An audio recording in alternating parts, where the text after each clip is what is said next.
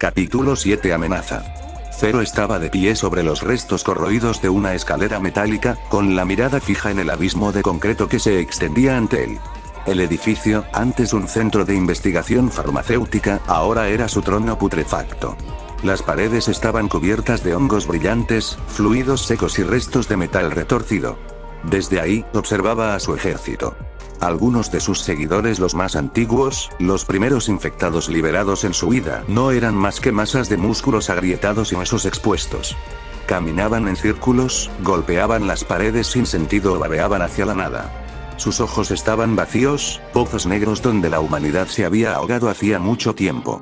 Ellos no tenían pensamientos, no sabían por qué se arrastraban tras Zero, solo obedecían el eco de un instinto implantado por el virus. Otros, menos deteriorados, murmuraban entre sí. Frases rotas. Palabras inconexas. A veces repetían nombres, lugares, recuerdos. Unos decían mamá en voz baja, otros hablaban como si aún estuvieran en oficinas, tiendas o escuelas. Cada palabra era un eco de lo que fueron. Y aunque ya no lloraban, sus gestos temblorosos delataban miedo, angustia, culpa. A veces se tocaban el pecho como buscando un latido perdido. Como si, dentro de la carne infectada, algo en ellos aún supiera lo que habían perdido. Y luego estaban ellos tres. Solo tres. Los que aún lo miraban con algo parecido a la devoción. No eran inmunes al virus, no. Sus venas se marcaban con un brillo antinatural y sus pupilas se habían vuelto de un rojo suave, como brasas antes de apagarse. Pero aún tenían forma. Sus movimientos eran conscientes, sus rostros expresivos. Uno de ellos, una mujer de mandíbula firme y torso cubierto por un arnés roto, lo miraba como si comprendiera la misión. Como si supiera que él era el comienzo de algo nuevo. Ellos no se arrastraban. Caminaban. Y, sin embargo, incluso en ellos, el hambre era una constante. El hambre. La necesidad insaciable que se apoderaba de cada uno de los cuerpos a su mando. No hambre de pan ni de agua. Hambre de carne. Hambre de piel humana, caliente, viva. Hambre de sangre corriendo y huesos crujientes. Era un pensamiento que latía en todos ellos como un tambor tribal, como una canción ancestral que el virus había compuesto en cada célula infectada. Zero los miraba. A todos. Sabía que, al final, ninguno de ellos lo seguiría por lealtad. No realmente. Lo seguían por esperanza de alimento. Porque en su presencia, en su camino, siempre había cuerpos. Siempre había humanos que gritaban, corrían, luchaban y morían. Él no era un líder. Era un faro para los hambrientos. Y en el fondo, en el núcleo de su pecho donde ni los científicos ni el virus habían podido tocar, eso lo asqueaba. Pero también, lo fortalecía. Porque si todos esos seres deformes y rotos lo seguían por hambre, entonces el miedo que provocaban no era fantasía. Era real. Y el miedo era poder. Los humanos no sabían lo que venía. Zero los observó desde las sombras de una estructura colapsada, una mano metálica apoyada contra el concreto, sus ojos brillando como cuchillas rojas en la penumbra. Eran tres. Dos hombres de mediana edad, uno calvo y robusto, el otro delgado con manos nerviosas. Y una mujer joven con un casco abollado y herramientas colgando de su cinturón. Estaban reparando un poste de luz. Habían logrado hacer funcionar uno, y su tenue resplandor blanco hería la oscuridad como un insulto. Zero sintió como su horda se tensaba detrás de él. El hedor de los vivos se mezclaba con el zumbido eléctrico y la respiración jadeante de los que aún no sabían que iban a morir. Los más podridos se tambaleaban de ansias. Los tres acólitos estaban inmóviles, listos. Como cuchillas envainadas. Como perros esperando la orden. Entonces, Zero se adelantó.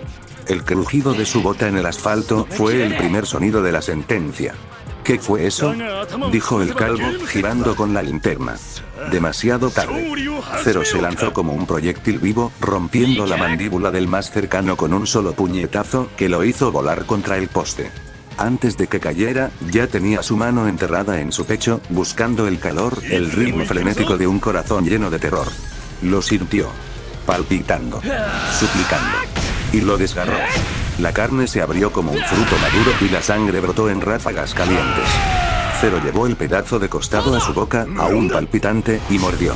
El sabor era salado, metálico, lleno de miedo. Podía sentir cómo el cuerpo del hombre se convulsionaba bajo él, un último intento de aferrarse a la vida. El grito del humano fue una nota rota, un eco sin fuerza. Por favor no.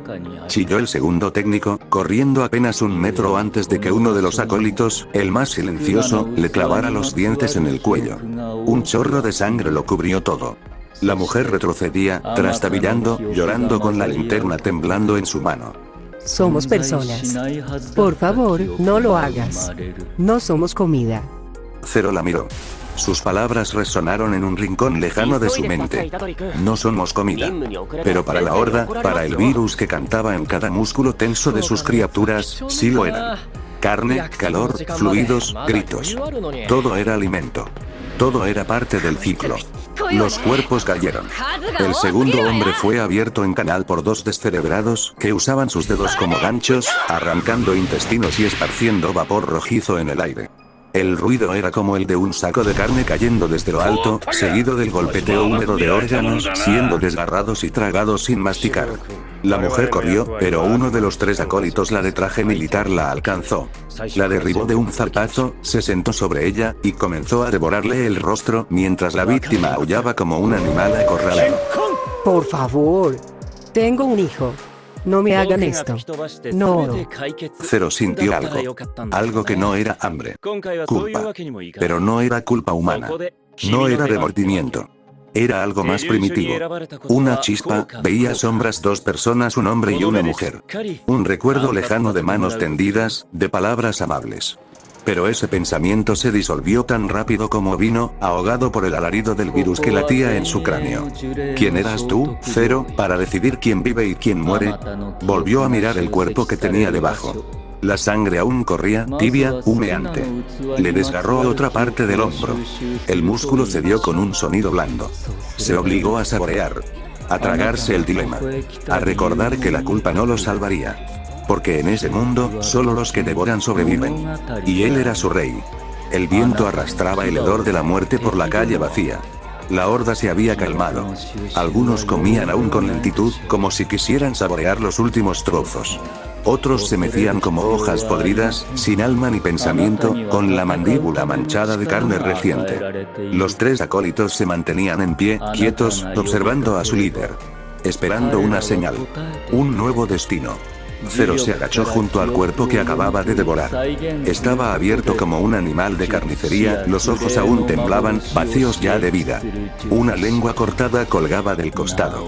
Había restos de gritos, todavía allí, como si el miedo se hubiese tatuado en el cadáver. Y aún así no se sentía satisfecho. La carne llenaba su estómago, pero no su alma, si es que todavía tenía una. Se miró las manos. Cada dedo un arma. Cada uña, una cuchilla. Fuerza para desgarrar, para destruir. Creadas para matar, diseñadas para aniquilar sin pensar. Pero en ese momento, las veía temblar. No por debilidad, sino por memoria. Porque esa súplica, ese grito, tengo un hijo, le había tocado una parte que no debería existir en un monstruo como él. ¿Qué me queda de humano? Murmuró, la voz apenas se eco en su interior, como si temiera que alguien más pudiera oírlo. Su reflejo en un charco de sangre le devolvió la mirada. Ojos inyectados, mandíbula salpicada de vísceras, la frente cruzada por cicatrices imposibles de borrar. Un guerrero, un líder, un monstruo, y aún así, esa chispa débil, esa inaceptable chispa, ardía con terquedad. Estaba rodeado por criaturas que apenas sabían que alguna vez fueron humanas. Por seres que matarían a un niño por instinto, que arrancarían a una madre del pecho de su hijo sin remordimiento. Él mismo los liberaba. Él los había dirigido a esta cacería. ¿Era él diferente, o solo más consciente de su condena? Miró a sus 3 acólitos. Los menos montados. Lo admiraban. No por piedad, ni por justicia.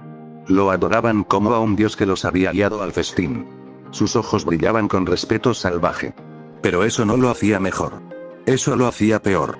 Porque sabía lo que hacía, y lo hacía igual. El último corazón aún latía débilmente entre los escombros. Zero se acercó, tomó el trozo de carne con una mano temblorosa y lo arrojó a uno de los suyos. «Termina tú», ordenó con una voz que apenas reconocía. Y luego se puso de pie. Sus botas chapoteaban en la sangre mientras caminaba por entre los restos de humanidad. Por cada grito ahogado, por cada súplica silenciada, por cada vida que no pudo o no quiso salvar. Era su legado. Era su cruz. Era su condena. El salón de reuniones del búnker Takagi no era más que una sala de guerra disfrazada de centro de comando. Pantallas parpadeaban con mapas del distrito. Las cámaras térmicas mostraban cuerpos deformes desplazándose como ríos contaminados por las calles. Había listas. Listas con nombres tachados. Listas con nombres nuevos, que probablemente no durarían. Soichiro Takagi, de pie al centro, mantenía la espalda recta, las manos cruzadas sobre el bastón ceremonial que ya no necesitaba. Pero el bastón seguía ahí, como un símbolo de autoridad. Y él, como el símbolo de una civilización que se negaba a morir de rodillas. Frente a él, oficiales de seguridad, médicos de campo, ingenieros y soldados. Algunos de los mejores sobrevivientes que Japón aún conservaba. Empezaremos sin rodeos. Su voz retumbó con claridad, dura como granito. En la última semana hemos perdido 3 puestos avanzados, 2 convoyes, y un equipo de ingenieros que simplemente desapareció. Sin señales. Sin rastros. Solo vísceras esparcidas y casquillos vacíos. Un silencio tenso se instaló. Solo el zumbido de los monitores respondía. Antes, los infectados atacaban al azar. Continuó Soichiro. Se movían sin propósito. Nos anticipábamos. Aprendimos a contenerlos.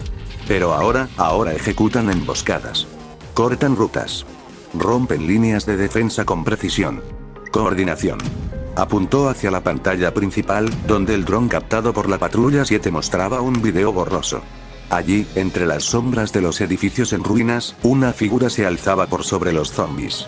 No jadeaba, no se tambaleaba. Caminaba con dirección. Con control. La cámara captó un breve instante. Un rostro parcialmente cubierto de metal, ojos de un brillo amarillo antinatural. Lo llamamos Zero. Así lo apodaron los operadores que lo vieron antes de morir. Algunos de los nuestros dicen que habla. Que emite órdenes. Que piensa. Una médica de cabello corto se inclinó hacia el micrófono. ¿Está diciendo que los infectados evolucionaron? Soichiro no respondió al instante. Bajó la cabeza, como si esa sola posibilidad lo repugnara. No. No evolucionaron. Fueron dirigidos. Por algo, o por alguien. Zero no es un error del sistema. Es una anomalía. Y mientras exista, las hordas serán más que una plaga. Serán un ejército. Replicó. Si antes era una guerra contra bestias, ahora es una guerra contra una mente. Contra algo que nos odia, que recuerda ser humano, y nos devora sabiendo lo que eso significa. Todos callaron. El silencio fue pesado. Asfixiante. Finalmente, el líder del clan Takagi levantó la voz una vez más. Necesitamos matarlo. Sea lo que sea. Sea quien sea. Hay que cortarle la cabeza a esta horda, o todos nuestros muros, toda nuestra organización, será arrastrada por un mar de dientes y carne. No más emboscadas. No más bajas. Formaremos un escuadrón. Zero debe morir. En la pantalla, la figura de Zero se desvanecía entre los cuerpos de su séquito. Como una sombra. Como un dios antiguo que acababa de nacer en el infierno. Y mientras todos asentían con miedo y determinación, Soichiro Takagi solo pensaba una cosa. Si este monstruo alguna vez fue humano, no debemos subestimarlo.